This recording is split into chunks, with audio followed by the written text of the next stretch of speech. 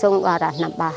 တပါးကတော့29ရက်သူကအိမ်မက်ပြီးတော့ဆရာလေးဆေးရုံမှာဒီကလေးတွေကိုစောင့်ရှောက်ရင်းနဲ့သူကလူနဲ့အတူတူကြလာတဲ့ကလေးအငယ်လေးကိုလာပြောတာတပည့်တော်ကလည်းလက်ဒီခြေပြရတယ်တဲ့တပည့်တော်လာမကြည့်ကြဘူးတဲ့အမလေးအဲ့လိုပြောလာတနာလိုက်တာအဲ့လိုဆရာလေးကရွာတဲ့တခါကြီးတွေဖုံးဆက်ပြီးတော့လာကြည့်ပါအောင်ဆိုတော့ဖော်လိုက်တာဟိုနားလေးမှတွေးလိုက်တာအဲ့နေ့ပဲ29ရက်တကြိုးလိုက်တာ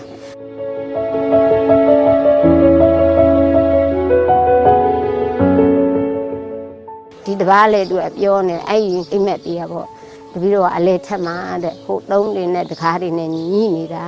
ရှိတယ်တဲ့အဲ့လိုပြောနောက်ရက်ကျတော့သူကအဲ့လိုပြော2ရက်3ရက်သူအလောင်းမဖော်နိုင်တော့သူကဒေါ်ကြီးနဲ့ဒေါ်ငယ်ဘယ်သွားတော့တဲ့တပည့်တော်ဒကာမတွေခေါ်ပြီးတော့တပည့်တော်အလောင်းမဖော်နိုင်တော့ဘူးလားတဲ့တပည့်တော်နေရခက်လို့ပါတဲ့အဲ့လိုမျိုးဆရာလေးမခံစားနဲ့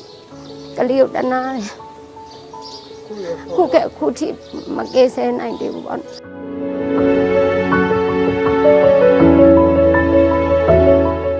ဒီကြောင့်ပဲဟိုဖြုတ်ပြလိုက်ချင်တာဒီကြောင့်မရှိချင်